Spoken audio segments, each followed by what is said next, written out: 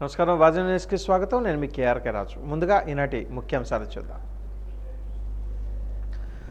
త్రాగునీటి సరఫరాకు అంతరాయం కలిగే చోట ప్రత్యామ్నాయ ఏర్పాట్లు.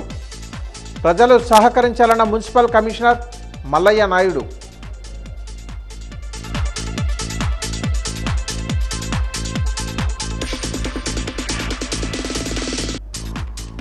అడల్ట్ బీసీజీ వ్యాక్సినేషన్ అందుబాటులోకి. అర్హులైన వారు సద్వినియోగం చేసుకోవాలన్న క్షయవ్యాధి నివారణాధికారి డాక్టర్ కె రాణి.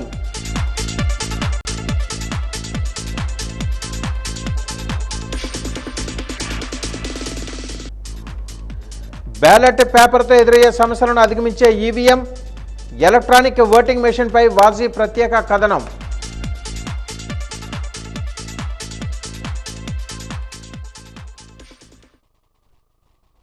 వివరాలు చూద్దాం. అడల్ట్ బీసీజీ వ్యాక్సినేషన్ కార్యక్రమాన్ని ప్రారంభిస్తున్నట్లుగా జిల్లా క్షయవ్యాధి నివారణాధికారి డాక్టర్ కె రాణి పేర్కొన్నారు. ఈరోజు ఆమె వాజీ న్యూస్తో మాట్లాడుతూ 60 సంవత్సరాలు పైబడిన వారు, మధుమేహ వ్యాధిగ్రస్తులు, క్షయవ్యాధిగ్రస్తులు, 5 సంవత్సరాల క్రితం మందులు వాడిన వారు, 3 సంవత్సరాల క్రితం టీబీ పేషెంట్కు కాంటాక్ట్ అయిన వారు, బిఎంఐ <18 కలిగిన వారు అర్హులుగా తీసుకున్నామని అన్నారు.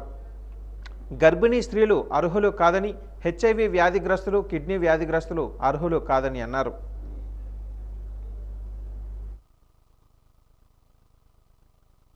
బీసీజీ వ్యాక్సినేషన్ అనే కార్యక్రమాన్ని నిన్న మేము 16/5/2024 మన విజయనగరం జిల్లాలోని స్టార్ట్ చేయడం జరిగినది. అడల్ట్ బీసీజీ వ్యాక్సినేషన్ అర్హులైనటువంటి వారు ఎవరు అని అంటే 60 సంవత్సరాలు పైబడినటువంటి వారును, డయాబెటిక్ పేషెంట్స్ ఉన్నటువంటి వారును, టీబీ పేషెంట్స్ 5 సంవత్సరాల క్రితము మందులు వాడినటువంటి వారు, అలాగే 3 సంవత్సరముల క్రిందట ఆ టీబీ పేషెంట్స్ కాంటాక్ట్స్ వాళ్ళని బిఎంఐ <18 ఉన్నటువంటి వారిని అర్హులుగా మనము తీసుకున్నామండి. అలాగే అర్హులు కాని వారు ఎవరు అని అంటే ప్రెగ్నెన్సీ వారు, లాక్టేషన్ మదర్స్, హెచ్ఐవి పేషెంట్స్, అలాగే ఇమ్యూనో డెఫిషియన్సీతో ఉన్నటువంటి కిడ్నీ వ్యాధిగ్రస్తులు మొదలైనటువంటి వాళ్ళని మనము అనర్హులుగా తీసుకుంటున్నాము. అర్హులైన ఎంఎండ్హెచ్ఓ సార్ ఎస్ భాస్కర్ రావు గారి ఆధ్వర్యంలోని డిఐఓ గారు అచ్యుత్ కుమారి గారు, అలాగనే డీలాటో ఆఫీసర్ కలిసి మేము ఈ ప్రోగ్రామ్ని నిర్వహించడం జరిగినది. దాంట్లోని మొత్తము మనకున్నటువంటి జిల్లాలో ఉన్నటువంటి 66 పిహెచ్సి సెంటర్స్లోని నిన్న మనము సెషన్స్ పిహెచ్సి సెంటర్స్లోనే 614 సెషన్స్ మనము ఈ జిల్లాలోనే నిర్వహించడము జరిగినది. 614 సెషన్స్ చేయగా మనకి 22,000 మంది, సుమారుగా 23,000 మందిని మనము వ్యాక్సినేషన్ చేయించాము. మొత్తము స్టేట్ మొత్తంలోనే మనమే హైయెస్ట్ మెంబర్స్ని వ్యాక్సినేషన్ జరిగింది.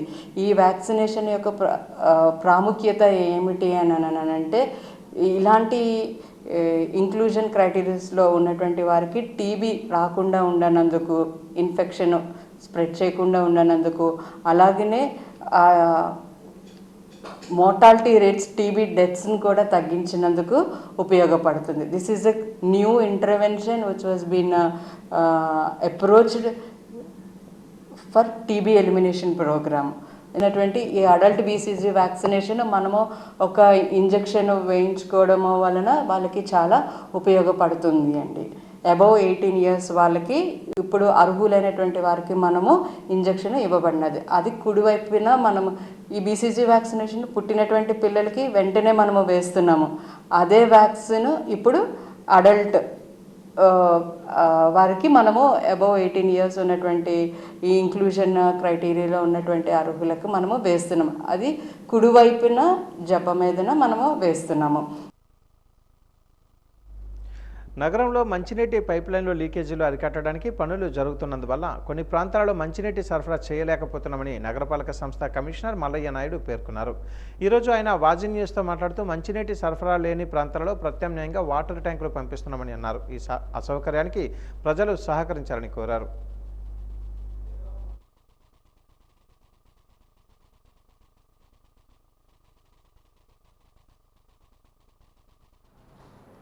ఎస్పెషల్లీ ఈ వాటర్ లీక్స్ ఏదైతే ఎక్కువగా ఉన్నాయి, మున్సిపల్ రిజర్వాయర్కి ఆనుకున్న కంటోన్మెంట్ రిజర్వాయర్ ఏదైతే ఉందో దానిలో భాగంగా ఆ ఏరియా పరిధిలో వస్తున్న లీక్స్ అన్నీ కూడా రిపేర్ చేయాలని సంకల్పించడం జరిగింది ఈరోజు. సో అలాగే ఈరోజు రేపు ఆ పరిసర ప్రాంతాల్లో సుమారుగా 13 డివిజన్లో ఇష్యూస్ రావడానికి అవకాశం ఉంది. వాటర్ సప్లై నిలిపివేయడం జరిగింది. ఆల్రెడీ ఇది కమ్యూనికేట్ చేయడం జరిగింది. 17వ వార్డు, 17వ డివిజన్, 18, 19, 20, 21, 25, 28, 32, 34, 38, 41, 46, 47 ఈ డివిజన్ ప్రాంతంలో వస్తున్న కొన్ని ఏరియాల్లో, ఎస్పెషల్లీ కంటోన్మెంట్ రిజర్వాయర్ ఉన్న ప్రాంతాల్లో, సో ఆ ఏరియాలో ఉన్న కొన్ని వీధులకి నీటి సరఫరా అంతరాయం కలుగుతుంది. దయచేసి ప్రజలందరూ గమనించాల్సిందిగా కోరుతున్నాం.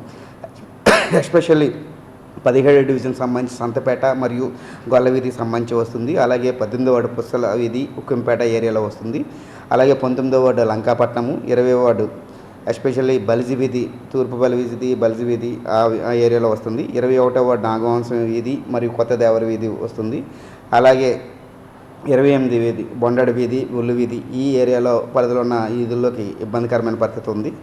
అలాగే 32 తోటపాలెము, 34 ప్రదీప్ నగరు, 38 బాలాజీ వీధి మరియు 25వ డివిజన్ సంబంధించి రైల్వే స్టేషన్ రోడ్డు అదేవిధంగా 46వ వార్డు, 46వ డివిజన్ సంబంధించి కనపాక కేఎల్పురం ఏరియా, అలాగే 47వ డివిజన్ సంబంధించి గంజిపేట మరియు కాంబోడి వీధి మరియు బాలాజీ మార్కెట్కి సంబంధించిన ఆ పరిసర ప్రాంతాలు, అలాగే 41 సంజీవ కాలనీ మరియు గొల్ల వీధి ఈ ప్రాంతాలకు సంబంధించి ప్రజలకు ఇబ్బంది పడే పరిస్థితి అవసరం ఉంది.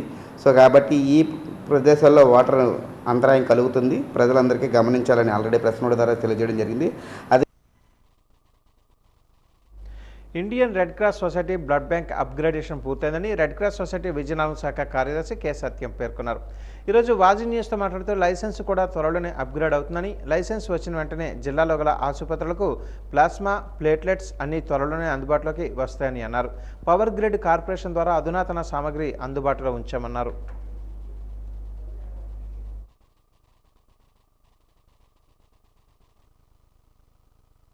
బ్లడ్ బ్యాంక్ అప్గ్రేడేషన్ అనేటువంటిది పూర్తి చేయడం జరిగింది. ఇండియన్ రెడ్ క్రాస్ సొసైటీలో లైసెన్స్ కూడా అప్లై చేసాం. త్వరలోనే లైసెన్స్ కూడా అప్గ్రేడ్ కోసం వస్తుంది. దానికి సంబంధించిన పత్రాలు వచ్చిన వెంటనే మన విజయనగరం జిల్లాలో కలిగినటువంటి హాస్పిటల్ అన్నింటికి కూడా ప్యాకెట్ సెల్స్, ప్లాస్మా, ప్లేట్లెట్స్ అన్నీ కూడా అందుబాటులోకి వస్తాయి. ఈ అందుబాటులో వచ్చిన వెంటనే అన్ని హాస్పిటల్ వాళ్ళు కూడా ఈ యొక్క అవకాశాన్ని పూర్తిగా వినియోగించవచ్చు. పవర్ గ్రిడ్ కార్పొరేషన్ ద్వారా నూతనమైనటువంటి ఎక్విప్మెంట్ అన్నీ కూడా మనకి ఫుల్ ప్లెజ్డ్ అందుబాటులో ఇక్కడ ఉంచడం జరిగింది. ఈ కార్యక్రమంలో పవర్ గ్రిడ్ కార్పొరేషన్ వాళ్ళు సహాయం చేసినందుకు వారికి ప్రత్యేకమైన కృతజ్ఞతలు తెలియజేస్తున్నాము. జిల్లా కలెక్టర్ వారి చొరవతో మనము కార్యక్రమాలన్నీ కూడా ఇక్కడ పూర్తి చేసుకొని ఈ నెలలో కానీ వచ్చే నెలలో కానీ మనము బ్లడ్ బ్యాంక్ అప్గ్రేడేషన్లో అన్నీ కూడా ప్రారంభించడానికి ప్రయత్నాలు సాగుతున్నాం లైసెన్స్ వచ్చిన వెంటనే. అదేవిధంగా మనకు నైట్ షెల్టర్ అంటే అదే వసతిగృహం, రాత్రుల వసతిగృహం అనేటువంటిది మొదట్లో మనం ప్రారంభించాం. అది గవర్నమెంట్ వాళ్ళ సదుపాయంతో వాళ్ళు ఇవ్వడం జరిగింది. ప్రస్తుతం 3 సంవత్సరాల నుంచి కేవలం ప్రభుత్వ నిధులు కాకుండా దానం చేస్తున్నటువంటి దాతలతో పాటుగా మన రెడ్ క్రాస్ మాత్రమే ఆ షెల్టర్ని నడుపుతున్నది. ప్రస్తుతం 30 మంది వృద్ధులతో ఆ కార్యక్రమం దిగ్విజయంగా నడబడుతుంది.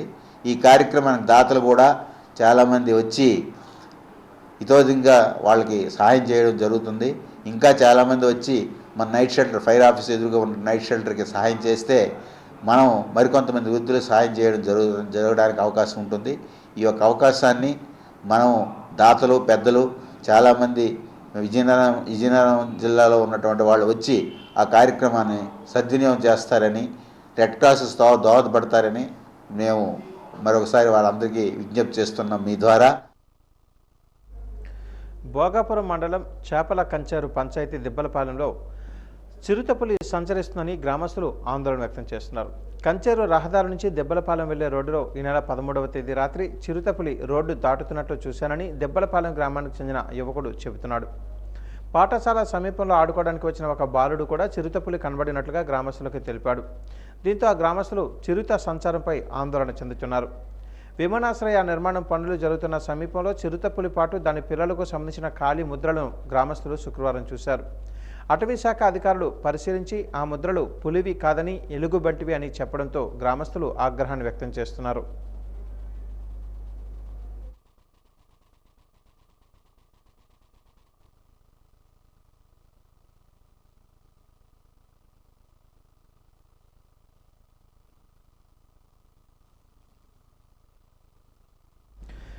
ఈవీఎం అంటే ఎలక్ట్రానిక్ ఓటింగ్ మిషన్. మాజీ chief election commissioner OP Rawat అభిప్రాయం ప్రకారం ఈవీఎంలు 100% సురక్షితమైనవి. ఎలక్ట్రానిక్ ఓటింగ్ యంత్రాలను ట్యాంపరింగ్ చేయటం అసాధ్యమని సుప్రీంకోర్టు స్పష్టం చేసింది. పోలింగ్ బూత్ల ఆక్రమణ, దొంగ ఓట్లు వేయడం వంటి అక్రమాలను ఈ యంత్రాలతో అడ్డుకోవచ్చని, ఇవి పూర్తిగా భద్రతతో కూడినవని తేల్చి చెప్పింది. ఎలక్ట్రానిక్ ఓటింగ్ మిషన్పై వాజీ ప్రత్యేక కథనం ఇప్పుడు చూద్దాం. ఈవీఎం అంటే ఎలక్ట్రానిక్ ఓటింగ్ మెషిన్. 1982లో తొలిసారి ఈవీఎంలతో కేరళలో ఒక ఉప ఎన్నిక నిర్వహించారు. అయితే తగిన చట్టం లేకుండా ఈవీఎంల వినియోగం చెల్లదంటూ సుప్రీంకోర్టు ఆ ఎన్నికను రద్దు చేసింది. 1998లో ఢిల్లీ, రాజస్థాన్, మధ్యప్రదేశ్ రాష్ట్రాల్లో కేవలం కొన్ని నియోజకవర్గాల్లో 45 ఈవీఎంలను ప్రయోగాత్మకంగా వినియోగించారు. ఈవీఎంలపై తరచూ ఫిర్యాదులు వస్తున్నందువల్ల వాటికి ప్రింటర్లను అనుసంధానించాలని 2013లో సుప్రీంకోర్టు ఆదేశించింది. ఈవీఎంతో అనుసంధానంగా ఉండే వీవీప్యాట్ యంత్రం విడిగా ఉంటుంది. ఓటరు తన ఓటు హక్కు వినియోగించుకున్నప్పుడు అది అతడు కోరుకున్న అభ్యర్థికి గుర్తుకు పడిందా లేదన్నది వీవీప్యాట్ యంత్రంలో 7 సెకండ్ల పాటు చూడొచ్చు. ఆ మెషిన్లోని స్క్రీన్ పైన అభ్యర్థి వరుస సంఖ్య, పేరు, ఎన్నికల చిహ్నం కనిపిస్తాయి. దానికి సంబంధించిన పేపర్ స్లిప్ కూడా వీవీప్యాట్ ద్వారా వస్తుంది. ఓటింగ్ తర్వాత ఆ వీవీప్యాట్ యంత్రాన్ని సీల్ చేసిన బాక్సులో భద్రపరుస్తారు. ఒకవేళ ఎన్నికల ఫలితాల సమయంలో ఆరోపణలు, వివాదాలు రేగినప్పుడు ఈ వీవీప్యాట్ స్లిప్లతో ఓట్లను సరిపోల్చుకునే అవకాశం ఉంటుంది. ఈ పిటిషన్ల విచారణ సందర్భంగా ప్రతి వీవీప్యాట్ యంత్రంలో 4 MB ఫ్లాష్ మెమరీ సామర్థ్యం ఉందని కోర్టుకు ఎన్నికల సంఘం వివరించింది. వీవీప్యాట్లో ఎన్నికల గుర్తులను మాత్రమే నిక్షిప్తం చేస్తారు. ప్రతి ఈవీఎంకు 2 యూనిట్లు ఉంటాయి. ఒకటి కంట్రోల్ యూనిట్, రెండోది ఓటింగ్ యూనిట్. ఈ 2 కేబుల్తో అనుసంధానమే ఉంటాయి. కంట్రోల్ యూనిట్ పోలింగ్ ఆఫీసర్ వద్ద ఉంటే, ఓటింగ్ యూనిట్ ఓటర్ ఓటు హక్కు వినియోగించుకునే బూత్లో ఉంటుంది. ప్రతి ఈవీఎంకు ప్రత్యేక మైక్రోచిప్ ఉంటుంది. ఈ మైక్రోచిప్ ఒక్కసారి మాత్రమే ప్రోగ్రామ్ చేయబడుతుంది. దానిని మార్చడానికి కానీ సవరించడానికి కానీ వీలుండదు. వీటిని రిమోట్ ద్వారా కానీ ఇతర నెట్వర్క్ ద్వారా కానీ నియంత్రించడం సాధ్యం కాదు. దీనిని పనిచేయించే ఆపరేటింగ్ సిస్టమ్ అంటూ వేరే ఏదీ లేదు. అందువల్ల ఒక వ్యక్తి లేదా ఒక పార్టీ కోసమే ఈవీఎంల్లో ప్రోగ్రామ్ చేసే వీలు లేదు. 2014 సార్వత్రిక ఎన్నికల్లో పరిమితంగా దాన్ని అమలు చేసిన ఆ తర్వాత కాలంలో వీవీప్యాట్ల పూర్తి స్థాయి వినియోగం మొదలైంది. పోలింగ్కు ముందు ఈవీఎంల తనిఖీకి అభ్యర్థులకు అవకాశం ఇస్తున్నారు. ఈ ప్రక్రియపై ఓటర్ల నుంచి ఎప్పుడూ ఫిర్యాదులు లేవు. ఈవీఎంలపై దాఖలైన పిటిషన్లను కోర్టులు ఇప్పటి వరకు దాదాపు 40 సార్లు తిరస్కరించాయి. పోటీలో ఉన్న అభ్యర్థులు 64 మంది కంటే తక్కువగా ఉంటేనే ఈవీఎంలు వాడతారు. ఆంధ్ర రాష్ట్రంలో పరూరు శాసనసభ నియోజకవర్గంలో 1982లో జరిగిన ఉప ఎన్నికల్లో మొట్టమొదటిసారిగా ఈవీఎం ఉపయోగించారు. వీటిని Bharat electronics limited, electronic corporation of India అనే 2 ప్రభుత్వ రంగ సంస్థలు తయారు చేస్తాయి. విద్యుత్ సరఫరా లేని చోట్ల కూడా వీటిని ఉపయోగించుకోవచ్చు. ఇవి ఆల్కలైన్ బ్యాటరీ సహాయంతో పనిచేస్తాయి. ఒక్కో ఈవీఎం 3840 ఓట్లను నిక్షిప్తం చేసుకోగలదు. ఒక్కొక్క పోలింగ్ కేంద్రంలో 1400 మంది లోపు ఓటర్లని ఎన్నికల కమిషన్ అనుమతిస్తుంది. మాజీ chief election commissioner OP Rawat అభిప్రాయం ప్రకారం ఈవీఎంలు 100% సురక్షితమైనవి. ఎలక్ట్రానిక్ ఓటింగ్ యంత్రాలను ట్యాంపరింగ్ చేయడం అసాధ్యమని సుప్రీంకోర్టు స్పష్టం చేసింది. పోలింగ్ బూతుల ఆక్రమణ, దొంగ ఓట్లు వేయడం వంటి అక్రమాలను ఈ యంత్రాలతో అడ్డుకోవచ్చని, ఇవి పూర్తిగా భద్రతతో కూడినవని తేల్చి చెప్పింది. ఈవీఎంల్లో అవకతవకలు జరిగినట్లు ఇప్పటిదాకా ఎక్కడా నిర్ధారణ కాలేదని పేర్కొంది. ఈవీఎంలపై అనుమానాలు నిరాధారమని తేల్చి చెప్పింది. ఇది బ్యాటరీతో పనిచేస్తుంది. బటన్ నొక్కడం ద్వారా ఓటు నమోదవుతుంది. దీనివల్ల బ్యాలెట్ పేపర్తో ఎదురయ్యే చల్లని ఓట్ల వంటి సమస్యలు ఉండవు. నిమిషానికి 4 కంటే ఎక్కువ ఓట్లను ఈవీఎం అనుమతించదు. దీనితో పోలింగ్ బూత్ల ఆక్రమణకు అవకాశం ఉండదు. ఓట్ల లెక్కింపు వేగంగా పూర్తవుతుంది. ఈవీఎంలలో బీప్ సౌండ్ ద్వారా తమ ఓటును ఓటర్లు తక్షణమే ధృవీకరించుకోవచ్చు. బొబ్బిలి గుర్రపు కోనేరులో ఉన్న శ్రీ లక్ష్మీనారాయణస్వామి ఆలయంలో పురాతన విగ్రహాలు చోరీకి గురయ్యాయి. డోలాయాత్ర సందర్భంగా వేణుగోపాలస్వామి ఆలయంలో ఉన్న స్వామివారిని ఊరేగించి గుర్రపు కోనేరులో రాజవంశీయులు తెప్పోత్సవం నిర్వహించడం ఆనవాయితీ. గుర్రపు కోనేరు మధ్యలో ఉన్న ఆలయంలోకి గుర్తు తెలియని దుండగులు ప్రవేశించి పురాతన విగ్రహాలను చోరీ చేశారు.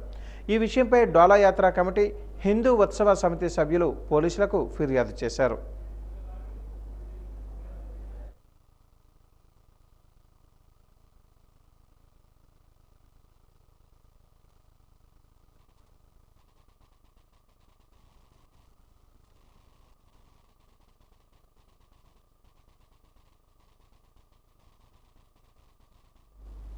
ఇప్పుడు కాసేపు విరామం.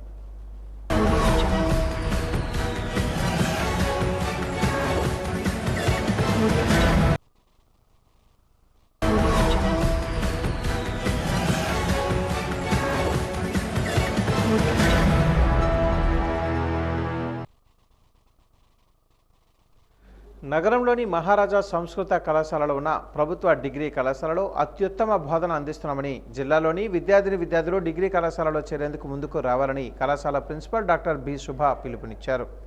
ఈ సందర్భంగా ఆమె మీడియాతో మాట్లాడుతూ 2019వ సంవత్సరం ప్రారంభమైన కళాశాల నేటికి ఎంతోమంది ఉత్తమ విద్యార్థులను తీర్చిదిద్ది మంచి భవిష్యత్తు కల్పిస్తుందన్నారు. కళాశాల ప్రవేశాల కోసం ఆన్లైన్లో అడ్మిషన్లు జరుగుతాయని, త్వరలోనే ప్రకటన వెలువడుతుందని అన్నారు. BCom general, BA history, BSc chemistry, BSc computer science, BSc zoology ప్రస్తుతం కళాశాలలో అందుబాటులో ఉన్న కోర్సులని ఆమె చెప్పారు.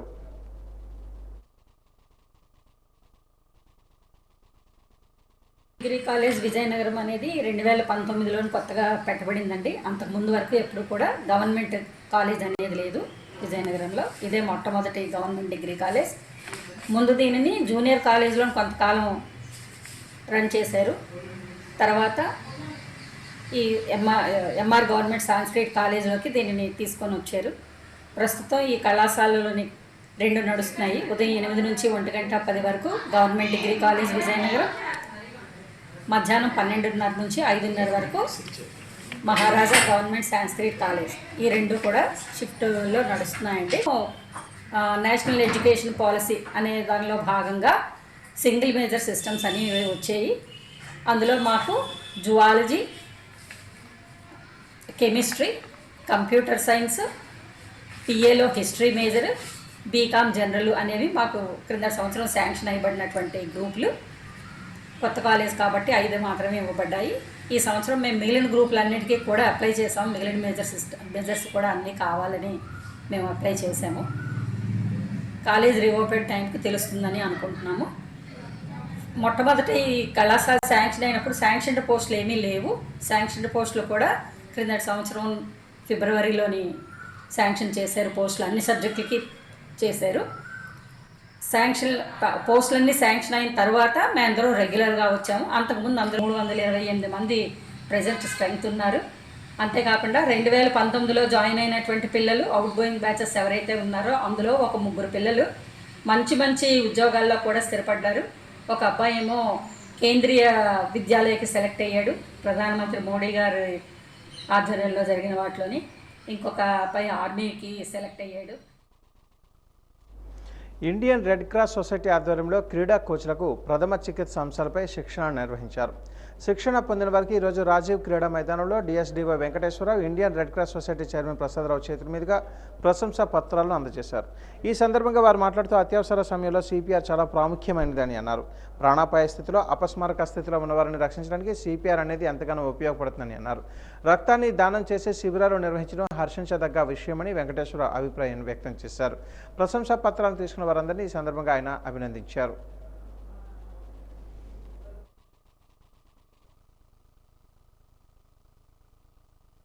అండి వాజీ ప్రేక్షకులు మరియు యాజమాన్యానికి. ఈరోజు మనం ఇక్కడ రెడ్ క్రాస్ సొసైటీ తరఫున ఒక స్వచ్ఛంద సంస్థ అయిన రెడ్ క్రాస్ సొసైటీ వారు ఒక చిన్న కార్యక్రమం గతంలో నిర్వర్తించారు. దానికి సంబంధించిన సర్టిఫికేట్ ఇష్యూ ప్రోగ్రామ్ ఇక్కడ చేయడం జరిగింది. దానికి చైర్మన్ గారు అయిన ప్రసాదరావు గారు ఇచ్చేసి ఉన్నారు. దీని ముఖ్య ఉద్దేశం ఏంటంటే మనం నిత్యం మన చుట్టుపక్కల చూస్తూ ఉంటాము. ఫస్ట్ ఎయిడ్ మరియు సిపిఆర్ మీద వీళ్ళు ప్రత్యేక ట్రైనింగ్ ఇవ్వడం జరుగుతుంది. మనం ప్రతిరోజు రహదారుల మీద వెళ్తున్నప్పుడు యాక్సిడెంట్లు అవ్వచ్చు, తర్వాత ముఖ్యంగా వ్యాయామం చేస్తున్నప్పుడు లేకపోతే వాకింగ్ చేస్తున్నప్పుడు కార్డియాక్ అటాక్ అయ్యి అంటే గుండెపోటు లాంటిది వచ్చి హై బీపీ ప్రెషర్ వచ్చి పడిపోవడం జరుగుతుంది. నిత్యం మనం టీవీలోనూ ప్రసారాల్లో చూస్తున్న విషయాలు. అప్పుడు అలాంటి సందర్భాలు మన ముందు ఎదురైనప్పుడు మనం ఎలా అటెండ్ అవ్వచ్చు అన్నది ఒక చిన్న 3 రోజులు కార్యక్రమం చేసి రెడ్ క్రాస్ సొసైటీ వాళ్ళు మా కోచెస్కి ట్రైనింగ్ ఇవ్వడం జరిగింది. వాళ్ళు సఫలీకృతులు అయినట్టు వాళ్ళు సర్టిఫికేట్స్ ఇవ్వడం జరుగుతుంది. సో దీన్ని వారి ద్వారా మనం తెలియజేస్తుంది ఏంటంటే ఇలాంటి సందర్భాలు ఎప్పుడన్నా వచ్చినప్పుడు మరి ముఖ్యంగా ఉదాహరణ 2-3 రోజుల నుంచి వైరల్ అవుతున్న డాక్టర్ రవళి గారు ఒక బాబు ఎలక్ట్రిక్ షాక్ తోటి కోమాలోకి వెళ్ళిపోతే ఆల్మోస్ట్ ఆల్ డెడ్ స్టేజ్లోకి వెళ్ళిపోయి ఆ పేరెంట్స్ బిడ్డని భుజాల మీద ఎత్తుకుని హైదరాబాద్లో పరిగెత్తుంటే డాక్టర్ రవళి గారు సొసైటీ చేసిన హ్యూమనిటేరియన్ సర్వీసెస్లోని ఫస్ట్ ఎయిడ్ అనేది కూడా ఒక అంశం ఉంది. ప్రధానంగా ఏంటంటే బ్లడ్ డొనేషన్ బ్లడ్ కలెక్షన్ చేయడము, పేషెంట్లకి అవైలబుల్గా ఉంచి బ్లడ్ సప్లై చేయడం అనేది ప్రధానంగా చేస్తుంటాం రెడ్ క్రాస్ సొసైటీ. దాంతోపాటు ఈ ఫస్ట్ ఎయిడ్ అనేది కూడా ఉంది. ఫస్ట్ ఎయిడ్లో 2 ఉన్నాయన్నమాట. బేసిక్ ఫస్ట్ ఎయిడ్ అని ఫస్ట్ ఎయిడ్ మీద అవగాహన కల్పిస్తాము. అది ప్రతి ఒక్కరికి కూడా ఇస్తాము. ఒక 1 డే కోర్స్ మాత్రమే అది. ఆ విధంగా మన ధ్యేయం ఏంటంటే ప్రతి పంచాయతీలోని కూడా ప్రతి గ్రామంలోని కూడా ఫస్ట్ ఎయిడ్ మీద అవగాహన కలిగిన వాలంటీర్స్ ఉండాలి అనే ఉద్దేశంతో నా ట్రైనింగ్ కంటిన్యూ చేస్తున్నాం. ఇప్పుడు సోఫార్ 471 పంచాయత్స్ కవర్ చేసాం ఆల్రెడీ 5,300 మంది వరకు కూడాను. అయితే సీనియర్స్కి కూడా ఫస్ట్ ఎయిడ్ ట్రైనింగ్ అనేది ఉంది. ఇది బేసిక్ ఫస్ట్ ఎయిడ్ లాగా 1 డే కాకుండా 3 days కోర్స్. ఇది ministry of health and family welfare వాళ్ళు ప్రిస్క్రైబ్ చేసిన కోర్స్ అది.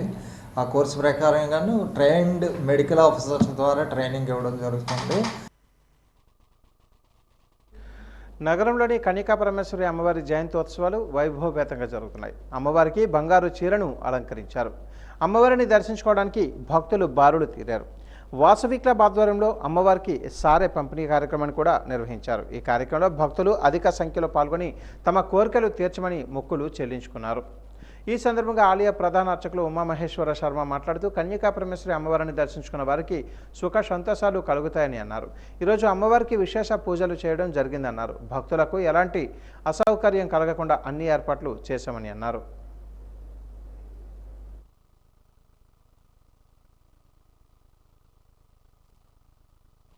ఉత్తర శత కలశ అభిషేక మహోత్సవ స్నాపన తిరువంజన కార్యక్రమాలు నిన్న ఉత్సవ అంకురోరంతో ప్రారంభమై 108 కలశములను కూడా ఊరేగింపు చేసి ధాన్యాదివాసంలో నిక్షిప్తం చేశాం.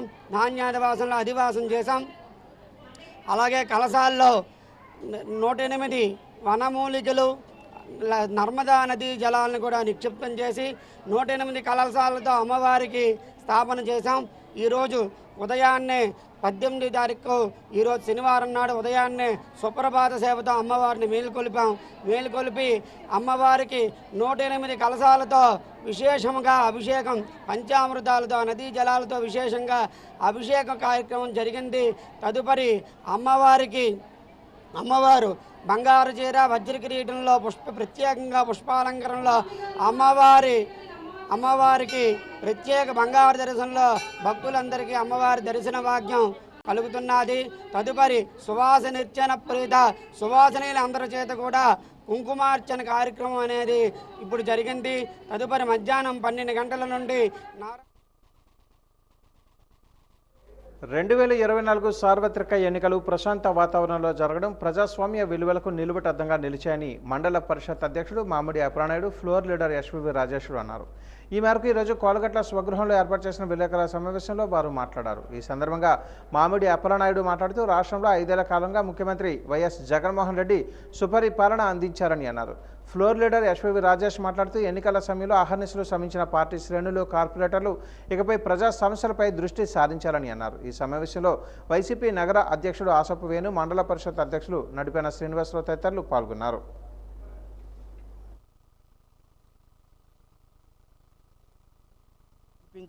వైఎస్ఆర్ కాంగ్రెస్ పార్టీకి అండగా నిలిచిన ప్రతి ఒక్కరికి కూడా ఈ సందర్భంగా ఎన్నికలు అయిపోయి అందరూ కూడా ప్రజాప్రతినిధులు పార్టీ నాయకులు అందరూ కూడా ప్రజా సమస్యల మీద దృష్టి పెట్టాల్సిన అవసరం ఉంది.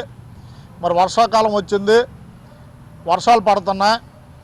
ఈ నీరు త్రాగునీరులో కలకలు కానీ లేకపోతే ఏమన్నా ఎర్రగా నీరు కానీ నల్ల నీళ్ళు కానీ ఏమన్నా నీటికి ఇబ్బంది అయితే ఆ నీటి సమస్యని పరిష్కారం చేయడానికి ఎక్కడే సమస్య ఉన్నా సరే తక్షణమే అధికారులకు తెలియచేసి ఎక్కడా కూడా ప్రజలెవరు కూడా త్రాగునీరుకి ఇబ్బంది లేకుండా చూడాల్సిన బాధ్యత ప్రజాప్రతినిధులుగా కార్పొరేటర్లు, కోఆప్షన్ సభ్యులు, సర్పంచులు, మరి ఎంపీటీసీలు, జడ్పీటీసీలు అందరికి కూడా ఉంది. కాబట్టి అందరూ కూడా ఎన్నికలు అయిపోయాయి కాబట్టి ఈ వర్షాకాలం అంతా కూడా పారిశుద్ధ్య సమస్య మీద, త్రాగునీరు సమస్య మీద పూర్తిగా దృష్టి పెట్టండి. ప్రజా సమస్యల మీద కూడా పూర్తి దృష్టి పెట్టి ప్రజలకు అందుబాటులో ఉంటూ పజన్ న్యూస్ ముగించే ముందు ముఖ్యాంశాలు మరొకసారి. త్రాగునీటి సరఫరాకు అంతరాయం కలిగే చోట ప్రత్యామ్నాయ ఏర్పాట్లు, ప్రజలు సహకరించాలన్న municipal commissioner Mallayya Naidu.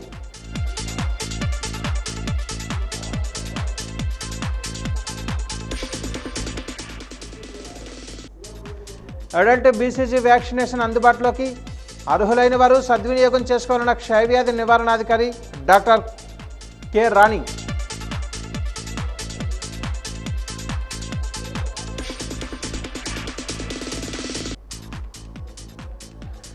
Ballot పేపర్తో ఎదురయ్యే సమస్యలను అధిగమించే ఈవీఎం, ఎలక్ట్రానిక్ ఓటింగ్ మిషన్పై వాజీ ప్రత్యేక కథనం.